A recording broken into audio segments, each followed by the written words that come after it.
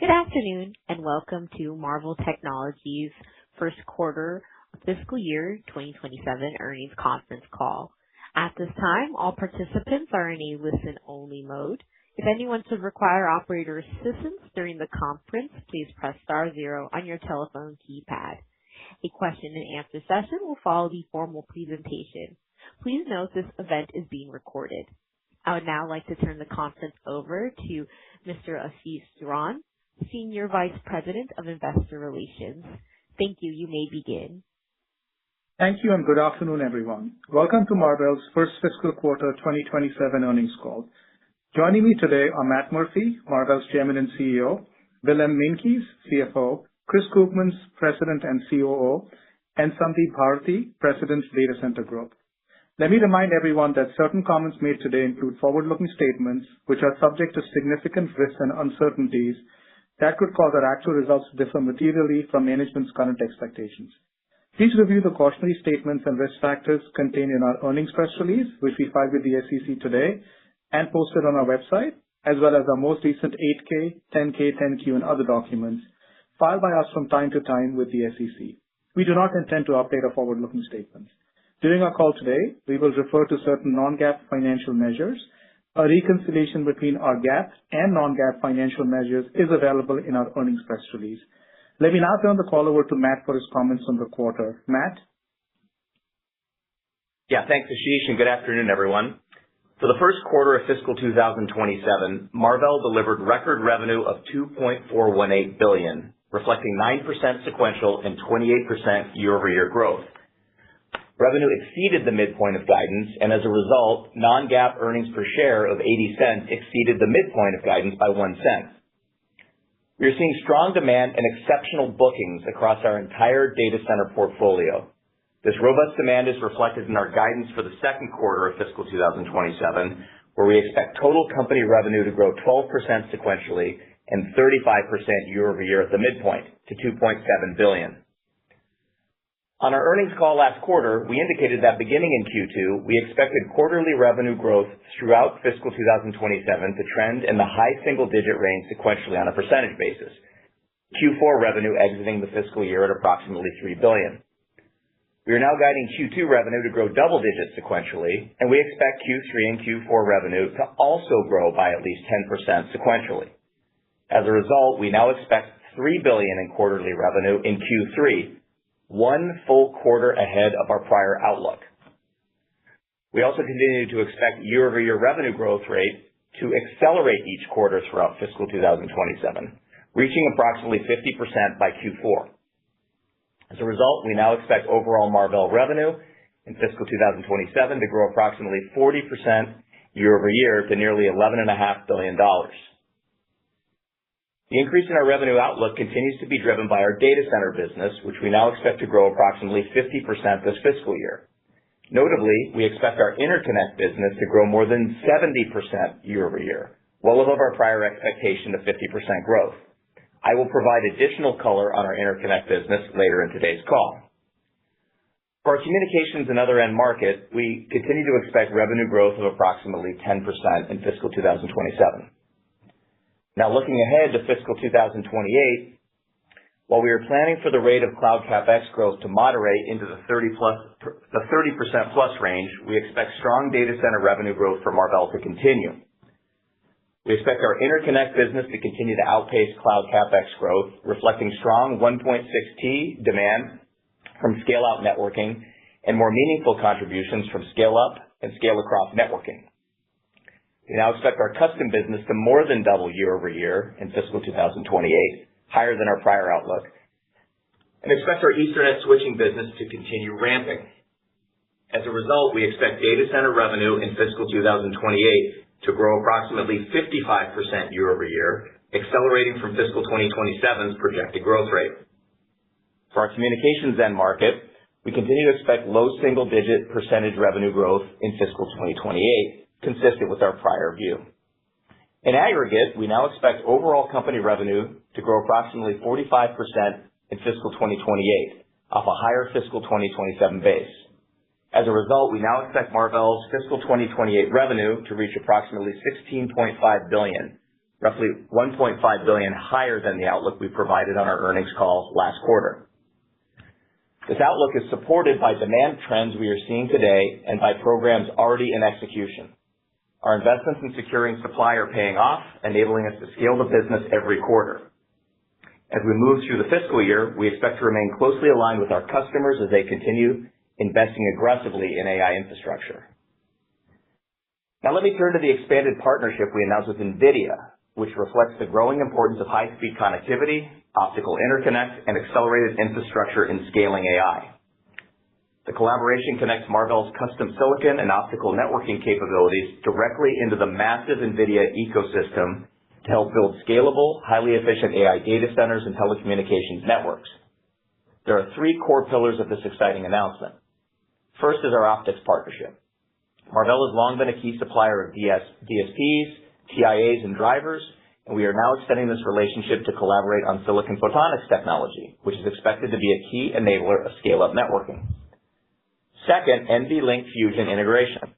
This allows Marvell to build custom chips and networking semiconductors that can seamlessly interface with NVIDIA infrastructure.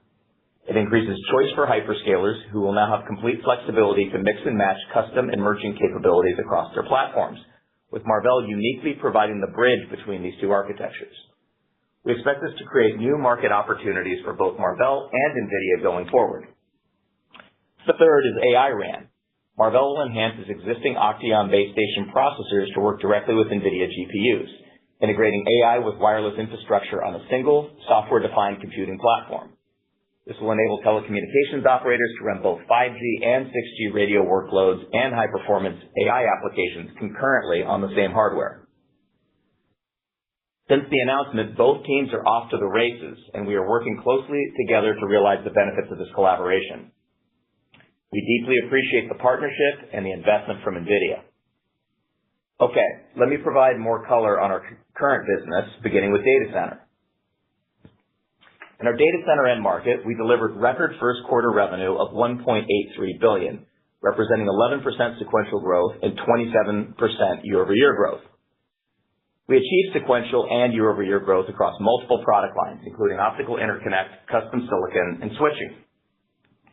Looking ahead to the second quarter, we expect data center revenue growth to accelerate into the mid to high teens sequentially on a percentage basis and into the mid 40% range year-over-year. Our networking products, including interconnect and switching, are driving strong revenue growth as networking becomes increasingly critical with each new generation of AI infrastructure. Now, in the early stages of generative AI, the primary focus was on addressing compute and memory bottlenecks. As more complex architectures such as reasoning models and mixture of experts have begun to deploy, the role of networking has become significantly more important. And this is a key driver of the increased demand we are seeing today for our scale-out networking products. Now, what is completely in front of us is the massive expansion expected in scale-up networks as these domains become significantly larger, requiring high radix, low latency switches, as well as high bandwidth optical interconnects. In addition, these new AI models are also driving innovation in memory architecture, which we expect will benefit our XPU attach business. We expect the emergence of agentic AI to further supercharge demand for our scale-out, scale-up, and XPU attach businesses. In agentic AI, a single user request may require agents to query AI models many times, rather than just once, as in traditional one-shot inferencing. These queries may also be routed to different parts of the AI cluster to complete a single task. This substantially increases the volume of data traffic that must be transmitted and switched with very low latency across longer reaches, as well as the amount of memory required. Agentic AI is also expected to drive a significant increase in the number of CPUs deployed in AI infrastructure. More CPUs require more NICs, PCIe switches, and retimers, as well as greater bandwidth and CPU-centric front-end networks. As a result, we believe agentic AI can provide another significant tailwind for our interconnect, switching, and XPU attached franchises. It's increasingly clear that optics is the future of data center connectivity, and we continue to invest aggressively in our technology platform to extend our leadership in this rapidly expanding market. Our latest addition is the acquisition of Polariton, a developer of high-speed, low-power plasmonics-based silicon photonics devices. Plasmonics offer meaningful advantages over traditional silicon photonics by enabling substantially higher modulator bandwidth, which is critical for supporting faster optical transmission speeds. Polaricon has already demonstrated plasmonic modulator bandwidth exceeding 1 terahertz, up to 10 times higher than current silicon photonics and thin-film lithium niobate-based solutions. We are excited to incorporate this breakthrough technology into our DCI and coherent light roadmaps, extending our technology platform to 3.2T and beyond. Let me now pivot back to the near term and discuss trends we are seeing across both our established data center businesses and our newer growth initiatives. I'll organize the discussion into 3 categories: interconnect, switching, and custom. I'll start with interconnect, which represents the largest portion of our data center business. Demand for our interconnect products continues to accelerate, and as a result, we have increased our fiscal 2027 revenue growth expectations for this business to more than 70% year over year. Interconnect is also a major driver of the higher fiscal 2028 company revenue outlook we provided today. We are benefiting from our leadership position across the industry's broadest portfolio of high-speed connectivity solutions, spanning scale-out, scale-across, and scale-up networking. Within our scale-out PAM franchise, demand continues to strengthen for our 800 gig products, while our 200 gig per lane 1.6T solutions are ramping quickly this fiscal year, following their production launch in the second half of fiscal 2026. We expect 1.6T revenue to take another substantial step up in fiscal 2028. We continue to benefit from the first-to-market cadence we have maintained across successive PAM4 generations. We also expect to maintain leadership into the next PAM4 generation with 400 gig per lane technology, which we demonstrated first at the Optical Fiber Conference in April 2025. In addition to our DSP franchise, we have also built a formidable position in broadband, analog, TIAs, and drivers. This business is scaling rapidly, and we expect quarterly revenue from TIAs and drivers to exceed a $1 billion annualized run rate in the next few quarters. To support campus-wide data center architectures requiring longer reach than traditional PAM solutions, we were the first to introduce coherent light products to the market. These solutions are optimized for applications spanning 2 to 20 kilometers within an extremely low power envelope as compared to traditional coherent DSPs. Over time, as speeds continue to rise, we expect coherent light to penetrate deeper inside data centers, complementing PAM-based solutions for shorter reach applications. We've already begun shipping the first generation of our coherent light 200 gig per lane 1.6T products. We are now introducing next generation coherent light products featuring integrated MACsec security as well as higher speed capabilities. Turning to DCI, this market is undergoing a major architectural transition driven by the emergence of scale-across networks, which we believe will significantly expand the opportunity for pluggable DCI modules over the next several years. Marvell pioneered the pluggable DCI market, where the original use case was driven by hyperscalers replacing public WAN connections for inter-site connectivity using pluggable modules, with traffic between data centers originating primarily from traditional front-end networks. This has become a highly successful business for Marvell, and today we ship DCI solutions to all 5 major U.S. hyperscalers. What is now changing is the push to build significantly larger AI clusters, which increasingly must span multiple data centers due to power and space constraints. In these architectures, the back-end AI network must also extend between the data centers, creating the scale-across use case, where massive amounts of data move continuously between XPUs during AI workload processing. Aggregate bandwidth requirements for scale-across networks are projected to be more than 10 times higher than those of current front-end DCI networks. As a result, industry forecasts project the pluggable DCI TAM to grow significantly by rapidly increasing speeds and rising feature complexity, including integrated MACsec security. While traditional DCI networks today primarily deploy 400 gig solutions and are now transitioning to 800 gig, scale-across architectures are expected to rapidly adopt 1.6T connectivity.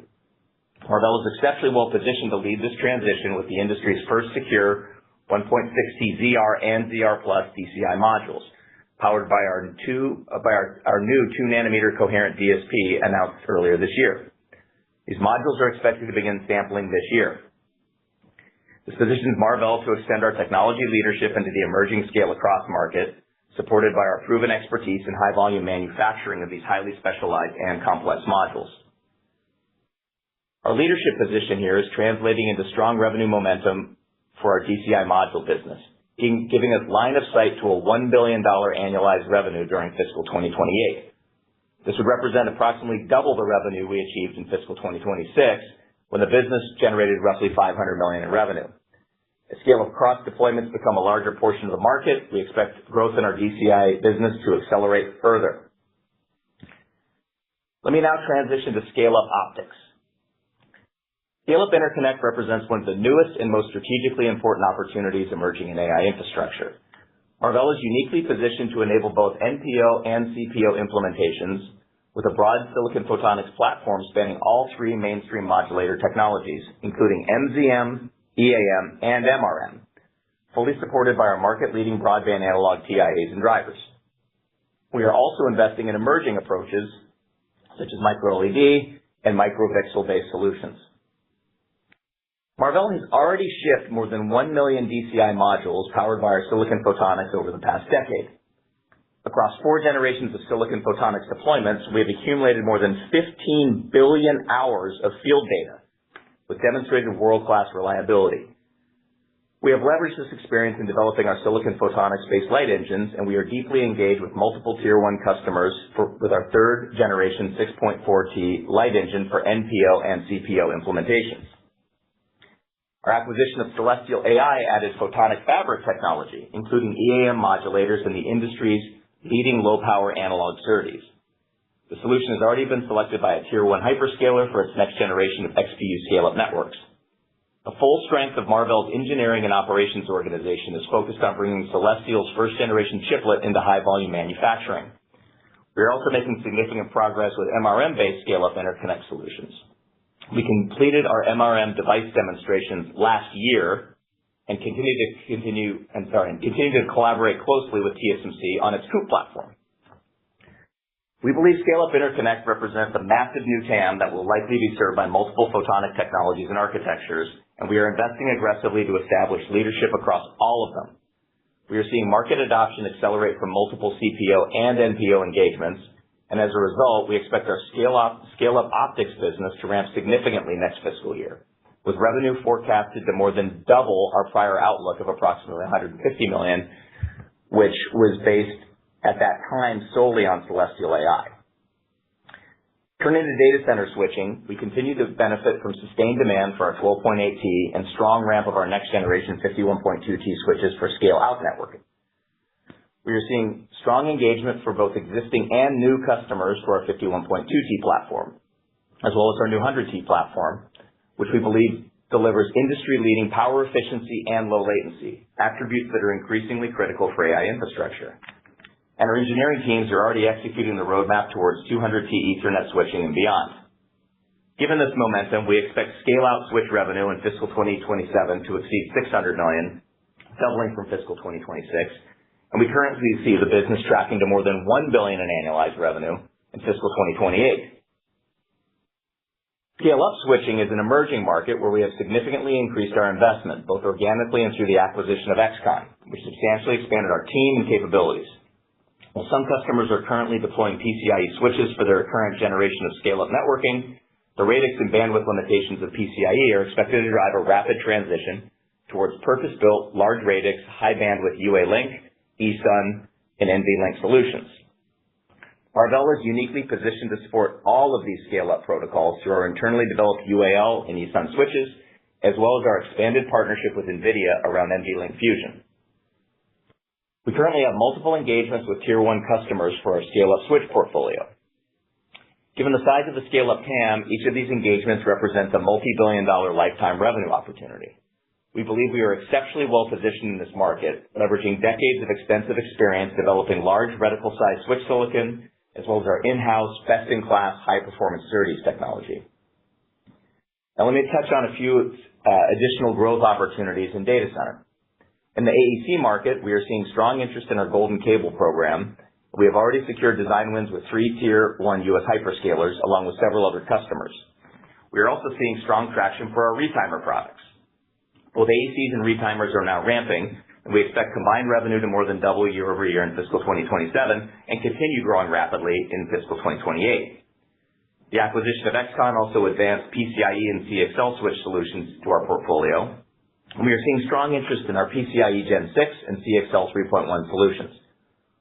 Marvell is well-positioned in both of these markets to provide customers with complete end-to-end solutions and reference designs consisting of our PCIe switches paired with retimers, as well as our CXL switches paired with our memory expanders.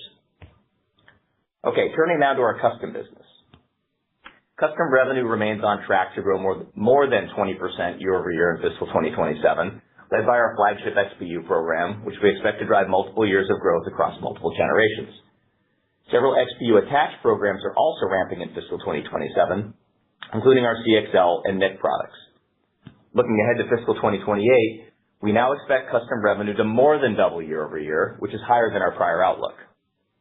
The growth is expected to be driven by three primary factors, including, first, continued growth from our existing custom programs, including our flagship XPU. Second, over 10 XPU attached programs reaching higher production volumes, with demand continuing to exceed prior forecasts, particularly in NIC and CXL memory attached use cases driven by increasing inference KB caching requirements. And third, the ramp of our new Tier 1 XPU program into volume production. This program continues to progress very well through development, and we already have firm requirements in place for all of next fiscal year. Since last quarter, we have won several new designs as customers continue to expand their adoption of custom silicon. We expect these new sockets to begin contributing incremental revenue following their typical development cycle of approximately 2 years. The level of custom engagement with key customers remains unprecedented, and we continue to be deeply involved in a broad set of significant additional opportunities. We remain confident in achieving our target model for our custom business to deliver on over $10 billion in revenue in fiscal 2029. Turning to our communications and other end market. We delivered first quarter revenue of $585 million, up 3% sequentially and 29% year-over-year. For the second quarter, we expect revenue to decline in the mid-single digit range sequentially on a percentage basis, while growing in the high single digit range year-over-year on a percentage basis. The communications and other end market has now largely recovered from inventory corrections at our customers, and going forward, we expect revenue in this end market to broadly reflect the underlying trends in our enterprise networking, carrier, and consumer businesses. In summary, our business continues to accelerate, and we have increased our revenue outlook multiple times over the past several quarters. Today, we are again raising our outlook, increasing our fiscal 2027 revenue forecast by more than $500 million and our fiscal 2028 outlook by approximately $1.5 billion versus the projections we provided last quarter. Our data center revenue grew 46% year-over-year in fiscal 2026, and we are now projecting growth to accelerate to approximately 50% in fiscal 2027 and accelerate again to 55% in fiscal 2028. Our customers continue to signal robust demand not only for this year, but for the next several years. Our results and outlook reinforce our confidence that Marvell is in a strong multi-year growth cycle with substantial runway ahead. Now today we sit here in a unique position to simultaneously, 1, drive incredibly strong top-line growth. 2, increase R&D investment strategically in the highest growth AI opportunities while continuing to drive operating leverage. 3, make necessary capacity investments to fuel the next wave of growth.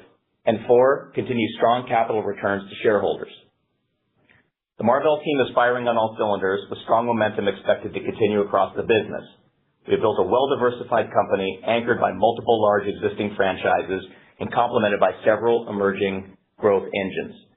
I look forward to updating you on our progress as we continue this exciting journey as a key enabler of next-generation AI infrastructure. With that, I'll turn the call over to Willem for more details on our recent results and outlook. Thank you, Matt, and good afternoon, everyone. Let me start with our financial results for the first quarter of fiscal 2027. Revenue was $2.418 billion, growing 28% year-over-year and 9% sequentially. Data center was our largest end market, contributing 76% of total revenue. GAAP gross margin was 52.1%. Non-GAAP gross margin was 58.9%. Moving on to operating expenses. GAAP operating expenses were $921 million, including stock-based compensation, amortization of acquired intangible assets, restructuring costs, and acquisition-related costs. Non-GAAP operating expenses came in at $577 million. Our GAAP operating margin was 14%, while our non-GAAP operating margin was 35%. For the first quarter, GAAP earnings per diluted share was 4 cents, lower than our guidance, reflecting the impact of purchase accounting for the Celestial AI and XConn acquisitions and the related earn-out obligation. We expect this to normalize in the second quarter as reflected in our strong GAAP net income guide. We have now delivered 6 consecutive quarters of positive GAAP net income and expect to continue to drive strong GAAP profitability going forward. Non-GAAP earnings per diluted share was 80 cents, above the midpoint of guidance, reflecting year-over-year growth of 29%. Now, turning to our cash flow and balance sheet. In the first quarter, cash flow from operations was a record $639 million. Our inventory at the end of the fourth quarter was $1.4 billion, almost flat from the prior quarter. During the quarter, we repurchased $200 million of our stock through our ongoing capital return program and returned $54 million to shareholders through cash dividends in the quarter. As of the end of the first quarter, our total debt was $4.96 billion, with a gross debt-to-EBITDA ratio of 1.44 times and a net debt-to-EBITDA ratio of 0.32 times. Turning to our guidance for the second quarter of fiscal 2027, we are forecasting revenue to be in the range of $2.7 billion plus or minus 5%. We expect our GAAP gross margin to be between 52.1% and 53.1%. We expect our non-GAAP gross margin to be between 58.25% and 59.25%. Looking forward, we anticipate that the overall level of revenue and product mix will remain key determinants of our gross margin in any given quarter. We project our GAAP operating expenses to be approximately $960 million. We anticipate our non-GAAP operating expenses to be approximately $600 million in the second quarter. We expect our GAAP other income and expense, including interest on our debt, to be an expense of approximately $68 million. We expect our non-GAAP other income and expense, including interest on our debt, to be an expense of approximately $35 million. We expect a non-GAAP tax rate of 11%. We expect our basic weighted average shares outstanding to be 899 million and our diluted weighted average shares outstanding to be 915 million. The increase from the prior quarter reflects the full impact of shares issued for the Celestial AI and XConn acquisitions, as well as the shares issued as part of the NVIDIA investment. We anticipate GAAP earnings per diluted share in the range of 32 cents to 42 cents. We expect non-GAAP earnings per diluted share in the range of 88 cents to 98 cents. As we look ahead, we intend to continue to invest in growing our business while driving operating leverage. For fiscal 2027, we expect non-GAAP operating expense of approximately $2.45 billion, which includes the acquisition of Celestial AI and XConn, both of which close in the first quarter of this fiscal year.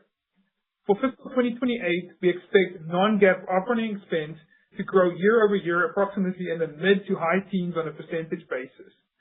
This is significantly below the 45% revenue growth outlook Matt provided in his remarks for that year.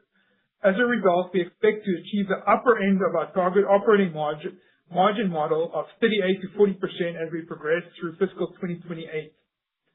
Based on the design wins we have secured and our confidence in sustained customer demand, we are aggressively locking in additional capacity to ensure our growth. We are following the same successful playbook we established during the last major supply crunch, which includes sharing our long-term demand outlook with key suppliers and making strategic prepayments to ensure capacity. This approach has served us well, enabling Marvell to scale revenue significantly during a period when the broader industry has remained supply constrained. We are forecasting approximately $1 billion in prepayments during this fiscal year, with the first payments beginning in the second quarter. These prepayments will be applied against future material purchases. We expect to fund these prepayments through our strong balance sheet and robust operating cash flow generation.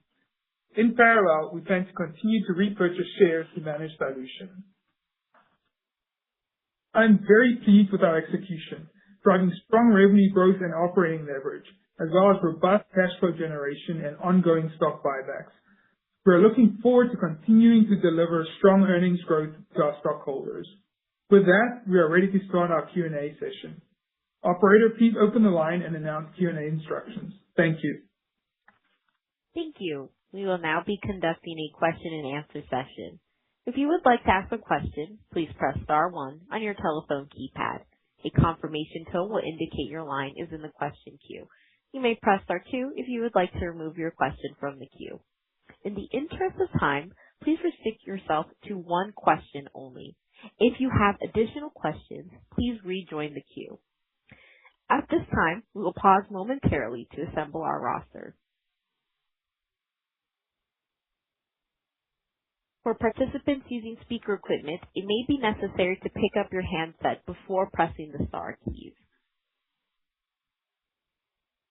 Thank you. Our first question comes from the line of Vivek Arya with Bank of America Securities. Please proceed. Thank you for taking my question. Matt, towards the end of your presentation, you mentioned something along the lines of your custom XPU is on target to hit $10 billion in fiscal 29. I just wanted to make sure that we heard that correctly, because that would mean that fiscal 28, if your XPU is a little over $4 billion and then it gets to $10 billion, so that's an increase of at least $5 to $6 billion year on year in sales. I just wanted to make sure that I heard that.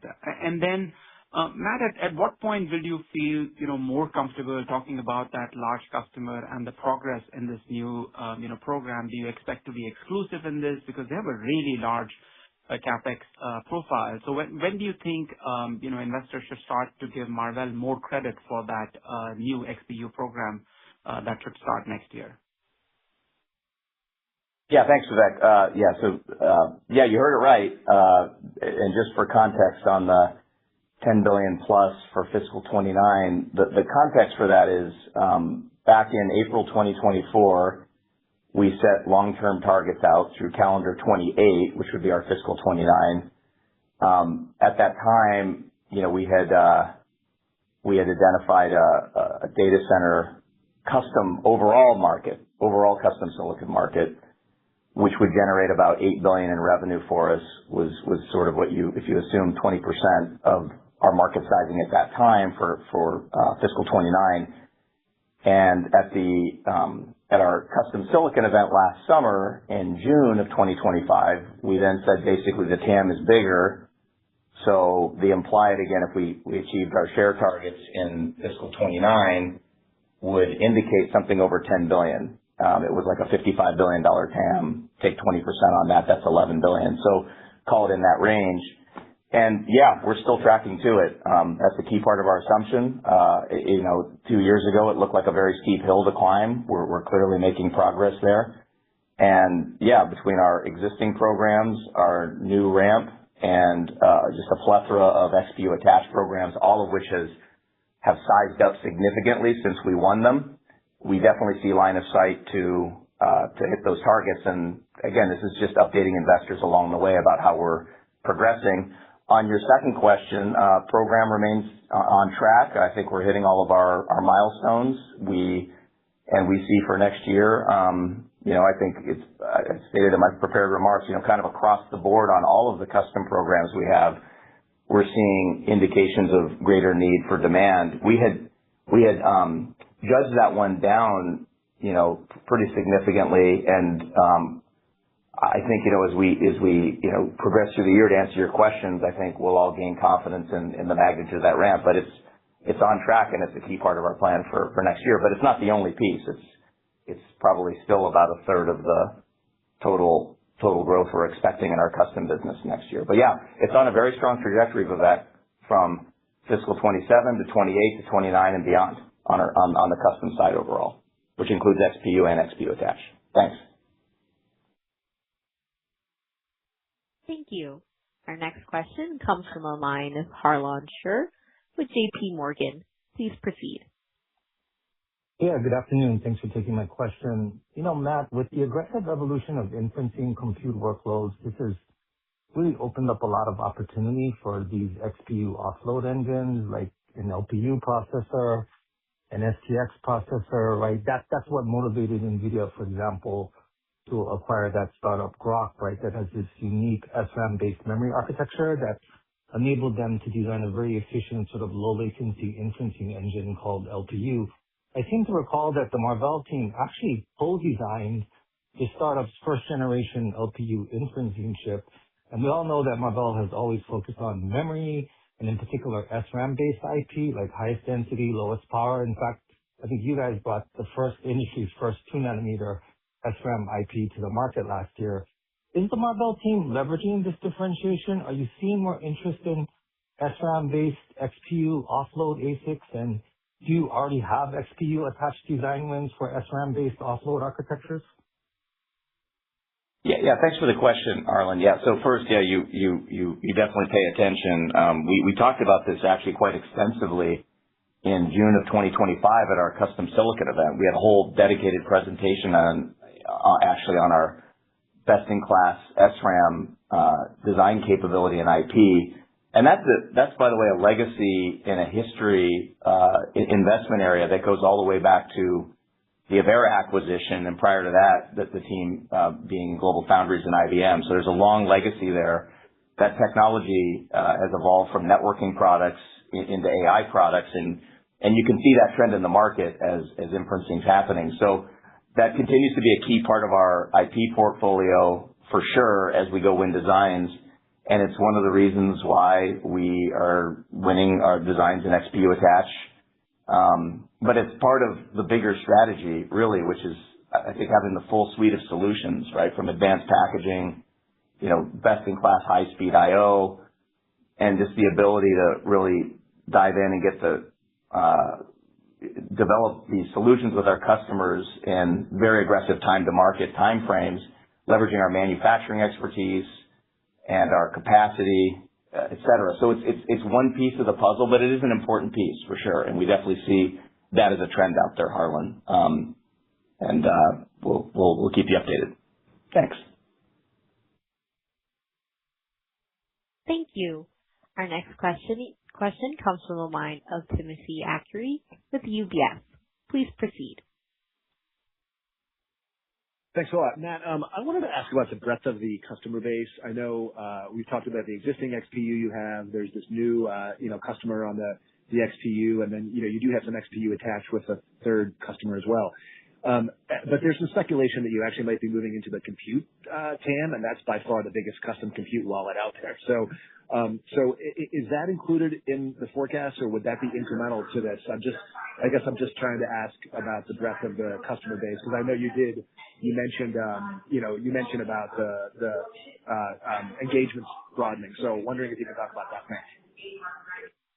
Yeah, well, I think a couple things. The first is, we've said this for some time. We have custom engagements across the board at all the U.S. hyperscalers, and we've had that for some time. Some XPU, some XPU and XPU attached, and some just XPU attached.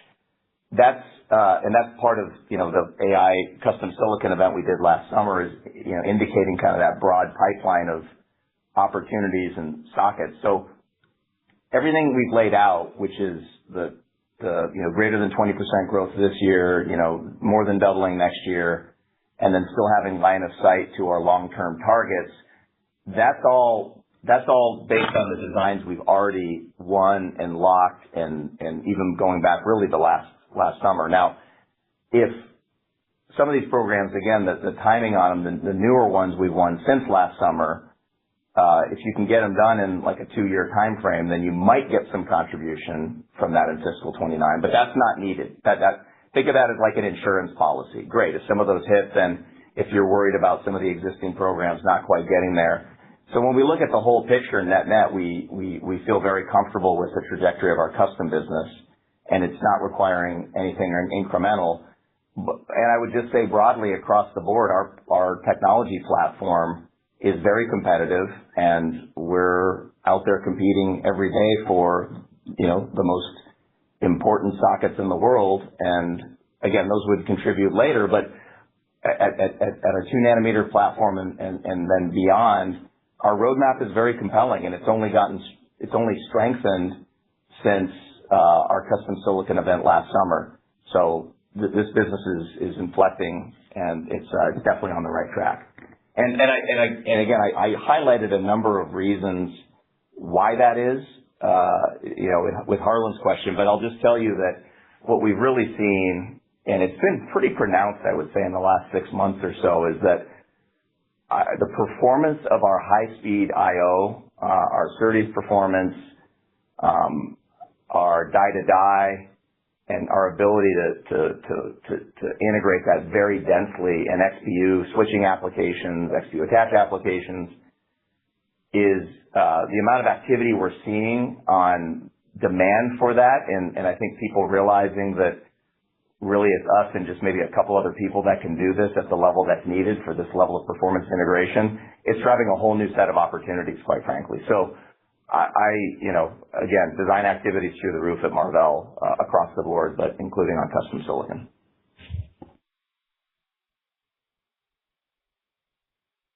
Thank you. Our next question comes from the line of Aaron Rakers with Wells Fargo. Please proceed. Hi, guys. This is Michael Stednoff on behalf of Aaron. Thank you for the question. I think you mentioned in your script that you had a few, new XPU or custom, socket wins. Could you just provide any additional color on, are those XPUs or XPU attach, or maybe the type, accelerator or just type of chip? That'd be really helpful. Thank you. Yeah, no additional details at this time. I think it's just another data point we're trying to give people that, based on the 50-plus type of opportunities we outlined last June, we continue to close on those. That opportunity pipeline continues to grow in terms of sockets and dollars, by the way. I think every sort of program we looked at a year ago is larger when we look a year later. But no additional details at this time. But at the right time, we'll do a more comprehensive look back and update you on our progress. But right now, at least from the current business we have, the revenue line is definitely moving in the right direction, and strong validation for the capabilities that we have. Thanks.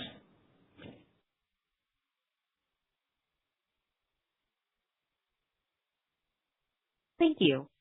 Our next question comes from the line of Blayne Curtis with Jefferies. Please proceed. Hey, guys. Thanks for taking my question. Matt, I wanted to ask about specifically the CXL opportunity alongside accelerators. How real is that opportunity? Is there a way to think about the content per accelerator for that? Well, yeah, it's a very real opportunity. I think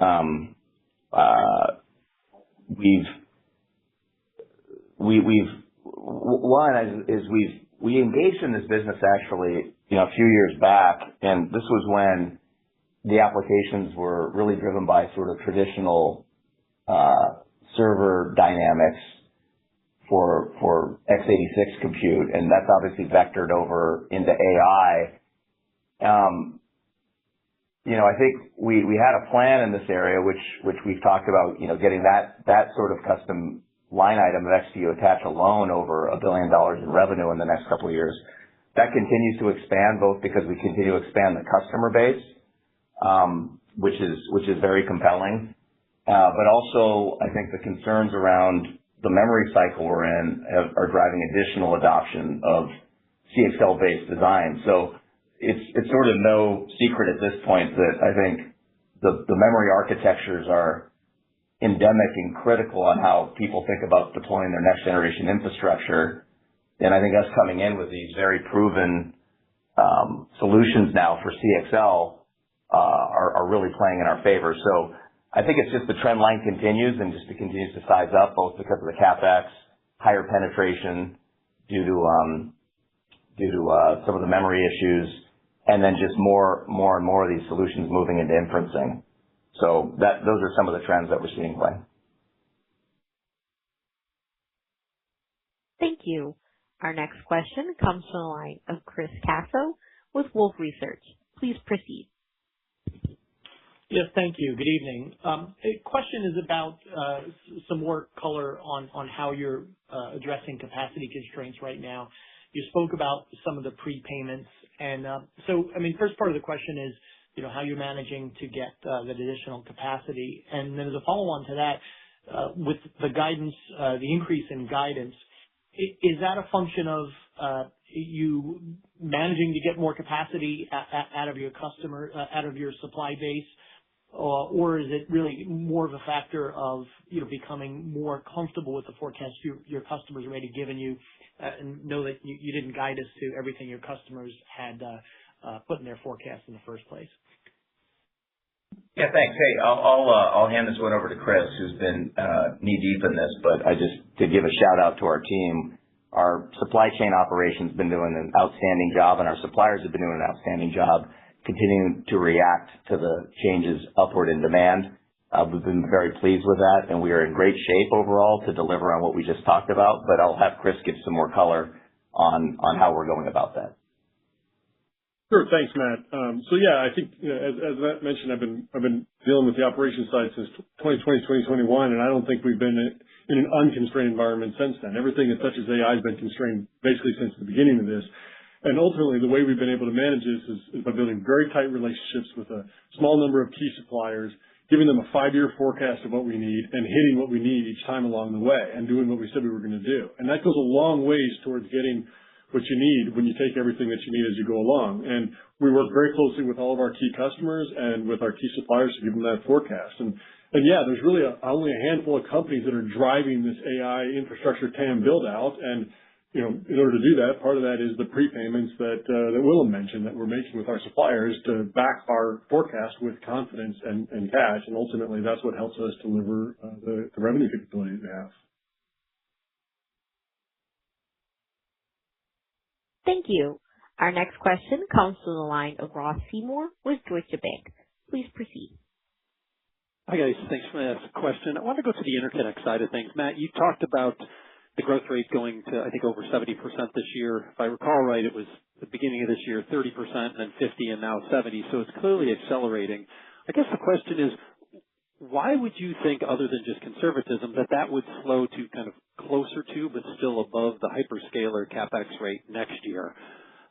Is that just conservatism, or because everything that you rattled off before about the DCI side of things, AEC, 1.6T, the scale up, et cetera, all sounds like those are still very, very strong tailwinds. So I just wanted to get a little more color as to what you're thinking in fiscal 28 for that business. Yeah, I think the fact is this is where we are right now, Ross, and very encouraged to see as we progressed, as you mentioned, from where we were starting probably around last September to now with the growth rate, continuing to inch up as CapEx has gone up, and also the attach rate of our interconnect products have gone up. The new initiatives, those businesses are ramping. It's definitely, we've had a lot of success across the board here, but this has been the star of the show here. Look, I think when you look out to next year, I think this is where we are today. But if you start building a bottoms-up model, you can see that there's definitely a possibility for a lot of upward bias because our traditional business in DSPs, right, obviously we talked about a big step up next year in 1.6T, that's higher content. You have DCI ramping. You have the new initiatives, things like retimers and AECs, but also you have scale-up optics, which, we're effectively calling at this point to be about $300 million, which is true NPO and CPO-based solutions. This is like the beginning of a major growth cycle for us. So I think there's a lot of optionality is what I would say at the moment, Ross. But I think today, net, you look overall, 16.5 is where we're comfortable overall, but I think there's upward bias for sure. The trends continue. Thank you. Our next question comes from the line of Tore Svanberg with Stifel. Please proceed. Yes, thank you, and congrats on the record quarter. Matt, I was hoping to zoom in a little bit more on the interconnect business and specifically scale up. Obviously, a lot of that is in front of you, but there's also a lot of different dynamics there, right? Whether it's copper, optical, MPO, CPO, copper. What has been surprising to you the last few months as far as, what 2 or 3 products are you seeing the bigger upside from? Because obviously it's a very dynamic market. So given your new growth forecast here, there must be a few that, are worth highlighting. Thank you. Yeah, well, I think the good news, well, I'll start at the top. The good news is, as you said, you just rattled off a number of different technologies, and there's an equal number more you didn't mention. We're in all of them. And I think that's one of the unique advantages that we bring to the table is we have the absolute broadest range of connectivity and scale up and scale out solutions for interconnect in the industry. And I think, as I was indicating to Ross, I think everything's got an upward bias to it. The area where I think the most intense activity has sort of emerged is, and I think it's been just a home run getting the Celestial team in here and combining them with our own very, very strong and capable optics team. That combined team, we're able to go into customers now and outline full end-to-end solutions from XPU to switch with any type of interface and optical or copper connection between that the customer can envision and really optimize around that. And so that's why we mentioned we're seeing for next year, not just the Celestial products ramping on scale-up optics, but also Marvell products as well. And I think that's an area that could bias upward, but that's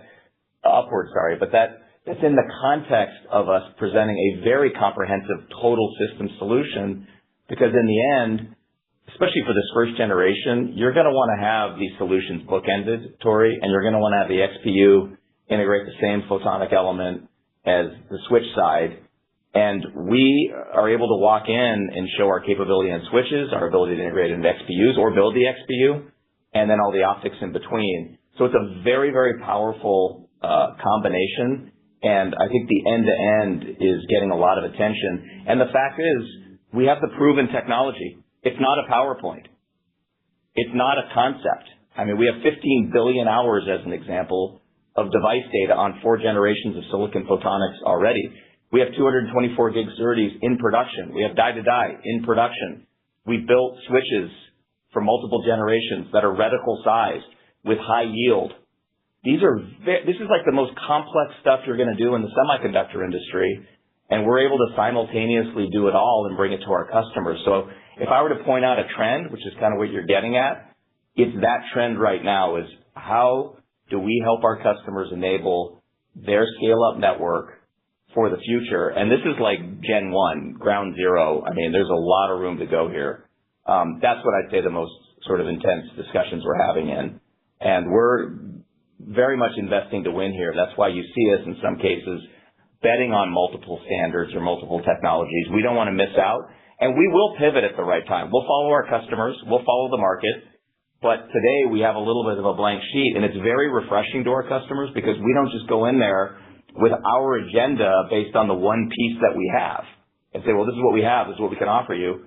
We go in with, here's the technology that you need. And it's real engineering. It's real proven silicon. It's real proof of concept that we can show. So I think more to come on this one. Thank you. Our next question comes from the line of Srini Pajjuri with RBC Capital Markets. Please proceed. Thank you. Matt, I want to zoom in on the switching side.